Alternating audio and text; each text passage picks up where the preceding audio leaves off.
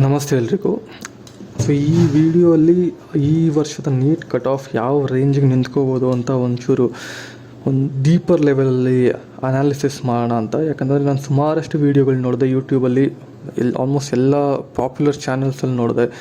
ಎಲ್ಲರೂ ಒಂದು ಏನು ಹೇಳ್ತಿದ್ದಾರೆ ಅಂತಂದರೆ, ಈ ವರ್ಷದ ಕಟ್ ಆಫ್, ಈ ವರ್ಷದ ಪೇಪರ್ ಡಿಫಿಕಲ್ಟಿ ಲೆವೆಲ್ 2025ಗಿಂತ ಒಂಚೂರು ಈಸಿ ಇದೆ. 2025ಅಲ್ಲಿ ತುಂಬ ಕಷ್ಟ ಇತ್ತು ಮತ್ತು 2024ಅಲ್ಲಿ ತುಂಬಾ ಜಾಸ್ತಿ ಈಸಿ ಇತ್ತು. ಸೊ ಈ ವರ್ಷದ ಪೇಪರ್ ಮಾಡ್ರೇಟ್ 8 ಮಿಡಲಲ್ಲಿರೋದ್ರಿಂದ ಕಟ್ ಆಫ್ ಸಹ 8 ಮಿಡಲ್ ಇರ್ಬೋದು ಅನ್ನೋ ಥರ ಪ್ರಿಡಿಕ್ಟ್ ಮಾಡ್ತಿದ್ದಾರೆ.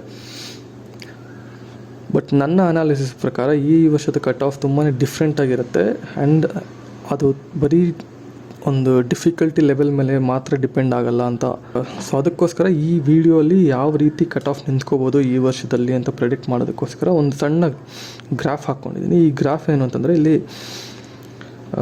ಡಿಫ್ರೆಂಟ್ ಕ್ಯಾಟಗರೀಸ್ಗೆ GM 2A 2B 3A 3B 1 SC ST ಈ ಕ್ಯಾಟಗರೀಸ್ ಎಲ್ಲ ನಿಮಗೆ ಗೊತ್ತಿರುತ್ತೆ. ಸೊ ಈ ಕ್ಯಾಟಗರೀಸಲ್ಲಿ ಕಟ್ ಆಫ್ ಯಾವ್ಯಾವ ರೇಂಜಿಗಿದೆ ಮತ್ತು ಪ್ರತಿಯೊಂದು ವರ್ಷ 2020ಅಲ್ಲಿ 2021 22 23 24 ಆ್ಯಂಡ್ 25, ಸೊ ಪಾಸ್ಟ್ 6 ಇಯರ್ಸಲ್ಲಿ ಕಟ್ ಆಫ್ ಯಾವ ರೀತಿ ಮೂವ್ ಆಗಿದೆ ಅನ್ನೋದಕ್ಕೋಸ್ಕರ ಈ ಗ್ರಾಫ್ ಹಾಕಿದ್ದೀನಿ. ಸೊ ಈ ಕಟ್ ಆಫ್ ಆಲ್ಮೋಸ್ಟ್ ಚೆಕ್ ಮಾಡಿದ್ರೆ ನಾವು 20ಅಲ್ಲಿದ್ದಿದ್ದು ಕಟ್ ಆಫು 22ಅಲ್ಲಿ ಮತ್ತು 21ಅಲ್ಲಿದ್ದಿದ್ದು ಕಟ್ ಆಫ್ಗೂ ತುಂಬ ವೇರಿಯೇಷನ್ಸ್ ಇರಲಿಲ್ಲ.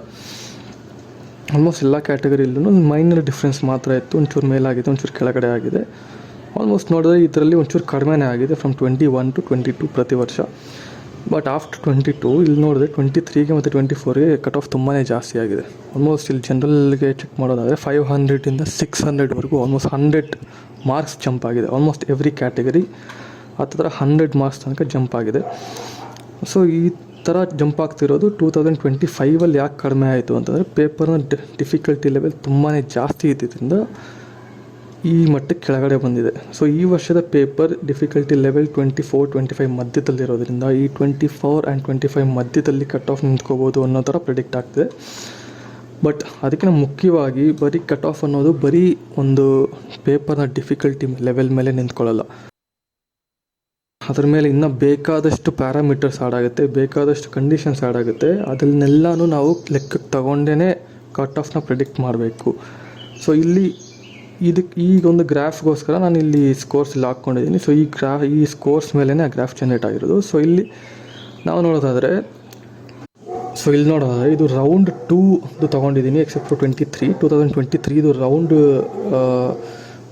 2ನ ಒಂದು ಸ್ಕೋರ್ಸ್ ನನಗೆ ಎಕ್ಸಾಕ್ಟಾಗಿ ಸಿಗಲಿಲ್ಲ. ಸೊ ಇದಕ್ಕಿಂತ ಒಂದು 2 ಮಾರ್ಕ್ಸ್ ಹೆಚ್ಚು ಕಡಿಮೆ ಇರಬಹುದೇನೋ. ಸೊ ಇದೊಂದು ಪ್ರೆಡಿಕ್ಟೆಡ್ ಸ್ಕೋರ್, ಒಂದು ಅಪ್ರಾಕ್ಸಿಮೇಟ್ ಸ್ಕೋರ್ 1 ಮಾರ್ಕ್ಸ್ ಹೆಚ್ಚು ಕಡಿಮೆ ಆಗಿರ್ಬೋದು. ಬಿಕಾಸ್ ನನಗೆ ಸಿಕ್ಕಿರೋಂಥ ರ್ಯಾಂಕಿಂಗ್, ಕಟ್ ಆಫ್ ರ್ಯಾಂಕಿಂಗಿಗೆ ಎಷ್ಟು ಎಕ್ಸಾಕ್ಟ್ ಮಾರ್ಕ್ಸ್ ಸಿಕ್ಕಿದೆ ಅಂತ ಸಿಕ್ಕಿಲ್ಲ, ಬಟ್ ಆಲ್ಮೋಸ್ಟ್ ಎಕ್ಸಾಕ್ಟಾಗಿ ನಾನು ಇಲ್ಲಿ ಕಾಪಿ ಮಾಡಿದ್ದೀನಿ. ಸೊ ಇಲ್ಲಿ ನೋಡೋದಾದರೆ 20 ಅಲ್ಲಿದ್ದಿದ್ದು ಮಾರ್ಕ್ಸು 21ಅಲ್ಲಿ ಕಡಿಮೆ ಆಗಿದೆ, 22ಅಲ್ಲಿ ಕಡಿಮೆ ಆಗಿದೆ, ಮತ್ತು 23ಅಲ್ಲಿ ಜಾಸ್ತಿ ಆಗಿದೆ, ಮತ್ತು 540ಗೆ ಹೋಗಿದೆ ಜನರಲ್ ಮೆರಿಟ್ಗೆ. ಆ್ಯಂಡ್ ಅರೌಂಡ್ 600ಗೆ ಹೋಗಿದೆ ಫಾರ್ 2024 ಆ್ಯಂಡ್ 487ಗೆ ಬಂದಿದೆ ಫಾರ್ 2025. ಇದನ್ನೇ ನಾನು ಹೇಳಿದ್ದೆ ನಿಮಗೆ. 22ಇಂದ 2024ವರೆಗೂ ಆಲ್ಮೋಸ್ಟ್ 100 ಮಾರ್ಕ್ಸ್ ಜಂಪ್ ಆಗಿದೆ.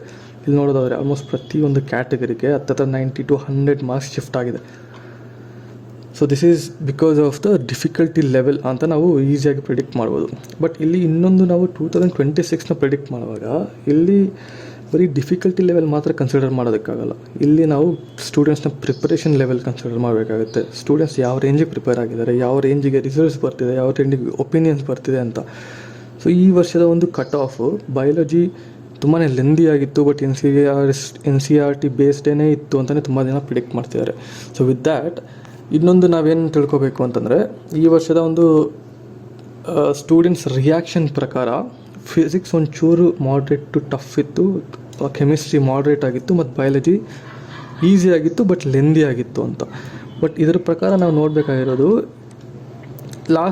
ಕಳೆದ ವರ್ಷದಲ್ಲಿ ಯಾವ ರೇಂಜಿಗೆ ಎಷ್ಟು ಜನ ಔಟ್ ಆಫ್ ಔಟ್ ತೆಗೆದಿದ್ದಾರೆ, ಈ ವರ್ಷ ಎಷ್ಟು ಜನ ಔಟ್ ಆಫ್ ಔಟ್ ತೆಗಿತಿದ್ದಾರೆ, ಮತ್ತು ಅದರಿಂದಿನ ವರ್ಷ ಎಷ್ಟು ಜನ ಔಟ್ ಆಫ್ ಔಟ್ ತೆಗೆದಿದ್ರು ಅನ್ನೋದನ್ನು ನಾವು ಪರಿಗಣಿಸಬೇಕಾಗುತ್ತೆ. ಅದ್ರ ಮೂಲಕ ನಮಗೆ ಪ್ರಿಪ್ರೇಷನ್ ಲೆವೆಲ್ ಯಾವ ಥರ ಇದೆ, ಸ್ಟೂಡೆಂಟ್ಸ್ನ ಪರ್ಫಾರ್ಮೆನ್ಸ್ ಯಾವ ಲೆವೆಲಲ್ಲಿದೆ ಅನ್ನೋದು ಅರ್ಥ ಆಗುತ್ತೆ.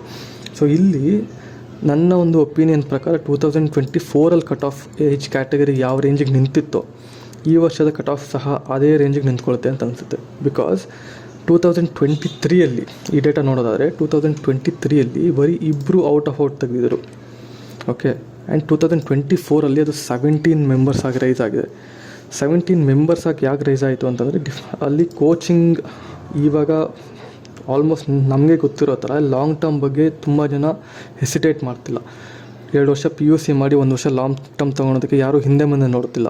ಸೊ ನೀಟ್ನ ಅವೇರ್ನೆಸ್ ಮತ್ತು ಕೋಚಿಂಗ್ನ ಅವೇರ್ನೆಸ್ ಆ್ಯಂಡ್ ಇಂಪಾರ್ಟೆನ್ಸ್ ಜಾಸ್ತಿ ಆಗಿರೋದ್ರಿಂದ ಕೋಚಿಂಗ್ ಎಕ್ಸಾಸ್ಟಿವ್ ಆಗಿ ಟ್ರೈನ್ ಆಗ್ತಿರೋದ್ರಿಂದ ಸ್ಟೂಡೆಂಟ್ಸು ಸೊ ಸ್ಕೋರ್ಸು ಮತ್ತು ಮಾರ್ಕ್ಸ್ನ ಕಟ್ ಆಫ್ ಎಲ್ಲನೂ ಜಾಸ್ತಿ ಆಗ್ತಿದೆ. ಸೊ ಆಲ್ಮೋಸ್ಟ್ 17 ಮೆಂಬರ್ಸ್ ಲಾಸ್ಟ್ ವರ್ಷ 2024 ಔಟ್ ಆಫ್ ಫುಟ್ ತೆಗೆದಿದ್ದಾರೆ.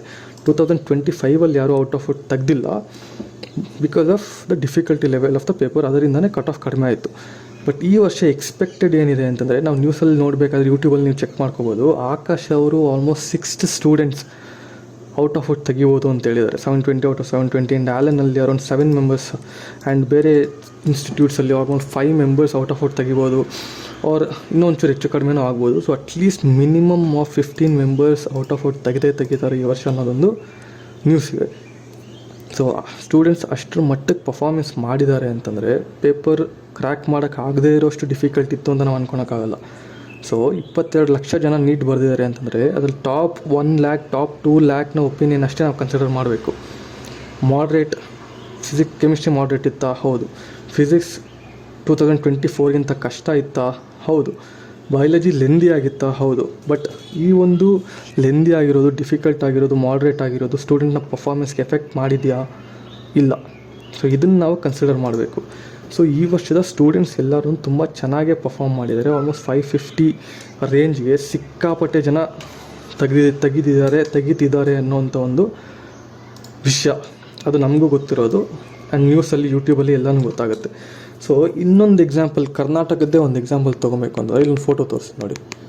ಇದು ರೀಸೆಂಟಾಗಿ ಬಂದಂಥ ಒಂದು ನ್ಯೂಸ್ ಪೇಪರ್ ಆ್ಯಡ್. ಇದು ಕರ್ನಾಟಕದಲ್ಲಿ ಒಂದೇ ಒಂದು ಬ್ರ್ಯಾಂಚ್ ಇರುವಂಥ ಒಂದು PUC college and coaching centre. ಇದು ಪ್ರಮೋಷನ್ ಅಲ್ಲ, ಬಟ್ ಇಲ್ಲಿ ಚೆಕ್ ಮಾಡೋದಾದರೆ ಇಲ್ಲಿ ಆಲ್ಮೋಸ್ಟ್ 200 ಮೆಂಬರ್ಸ್ ಬಯಾಲಜಿಲಿ ಔಟ್ ಆಫ್ ಫುಟ್ ತೆಗಿತಾರೆ. Almost 300-400 members 340+ ತೆಗಿತಿದ್ದಾರೆ.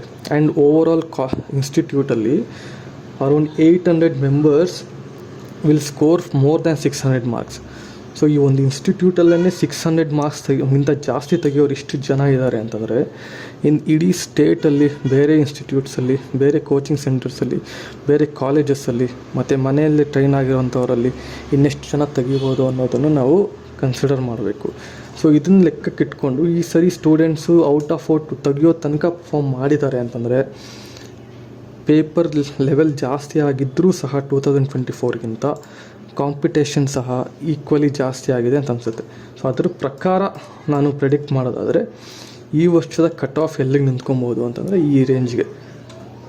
So for general merit 550 to 600 ನಿಂತ್ಕೊಬೋದು ಅಂತ ಒಂದು ಎಸ್ಟಿಮೇಟ್ ಮಾಡ್ತಿದ್ದೀನಿ. And for 2A to 560 to 580, 2Bಗೆ 570 to 590, ಆ್ಯಂಡ್ 3Aಗೆ 575 to 595, ಆ್ಯಂಡ್ 3Bಗೆ 570 to 592, ಆ್ಯಂಡ್ ಕ್ಯಾಟಗರಿ 1ಗೆ 555 to 575, ಆ್ಯಂಡ್ SC ಕ್ಯಾಟಗರಿಗೆ 465 to 490. By ST category also ಆದರೆ 475 to 495. ಇದು ಬರೀ ಜನರಲ್ ಕ್ಯಾಟಗರಿ ಮಾತ್ರ. ರೂರಲ್ ಮತ್ತು ಕನ್ನಡ ಮೀಡಿಯಮ್ನ ಕ್ಯಾಟಗರೀಸ್ನ ಕನ್ಸಿಡರ್ ಮಾಡಿಲ್ಲ. ದಿಸ್ ಈಸ್ ಜಸ್ಟ್ ಒಂದು ಅವೇರ್ನೆಸ್, ಒಂದು ತಿಳಿಸೋದಕ್ಕೋಸ್ಕರ ಕಾಂಪಿಟೇಷನ್ ಯಾವ ಲೆವೆಲ್ಗಿದೆ ಅನ್ನೋದಕ್ಕೋಸ್ಕರ ಅಷ್ಟೇ ಮಾಡಿರೋದು. ಸೊ ಈ ಇನ್ಫಾರ್ಮೇಷನ್ ಒಂದು ಪ್ರೆಡಿಕ್ಷನ್ ಸರಿ ಅನಿಸಿದ್ರೆ ಅಥವಾ ತಪ್ಪು ಅನಿಸಿದ್ರೆ ನಿಮ್ಮ ಒಪಿನಿಯನ್ ಏನಿದೆ ಅನ್ನೋದನ್ನು ಕಮೆಂಟ್ ಬಾಕ್ಸಲ್ಲಿ ತಿಳಿಸಿ. ಮತ್ತು ಏನೇ ಒಂದು ಡೌಟ್ಸ್ ಇದ್ದರೂ ಸಹ ಕಮೆಂಟ್ಸಲ್ಲಿ ಮೆನ್ಷನ್ ಮಾಡಿ, ನಾವು ಅದರಲ್ಲಿ ರಿಪ್ಲೈ ಮಾಡ್ತೀವಿ. ನಿಮ್ಗೆ ಏನೇ ಡೌಟ್ಸ್ ಇದ್ದರೂ ಸಹ ರಿಪ್ಲೈ ಮಾಡ್ತೀವಿ. ಮತ್ತು ಏನೇ ಅಪ್ಡೇಟ್ಸ್ ಬಂದರೂ ಸಹ ಈ ಒಂದು ಚಾನಲಲ್ಲಿ ಅಪ್ಡೇಟ್ ಮಾಡ್ತೀವಿ. ಸೊ ದಯವಿಟ್ಟು ಈ ಚಾನಲ್ನ ಸಬ್ಸ್ಕ್ರೈಬ್ ಮಾಡ್ಕೊಳ್ಳಿ. ಸೊ ರಿಸಲ್ಟ್ ಬರೋ ತನಕ ವೆಯ್ಟ್ ಮಾಡಿ, ಟೆನ್ಷನ್ ಮಾಡ್ಕೊಳಕ್ಕೆ ಹೋಗ್ಬಿಡಿ. ಸೊ ಇಲ್ಲಿ ಇನ್ನೊಂದು ಹೇಳೋದು ಇಂಪಾರ್ಟೆಂಟ್ ಏನು ಅಂತಂದರೆ 580 ಇಲ್ಲಿ ಲೆಫ್ಟ್ ಎಂಡ್ ಏನಿದೆ 580, 560 ಈ ಒಂದು ಸ್ಕೋರ್ಗಿಂತ ಕಡಿಮೆ ಬಂದಿರೋದಾದರೆ ಒಂದು ಪ್ಲ್ಯಾನ್ ಬೇರೆ ರೆಡಿ ಇಟ್ಕೊಂಡು ಅದು ಒಳ್ಳೆಯದು ಅಂತ ಅನಿಸುತ್ತೆ.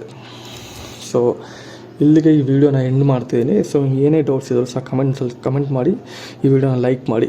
So all the best and bye.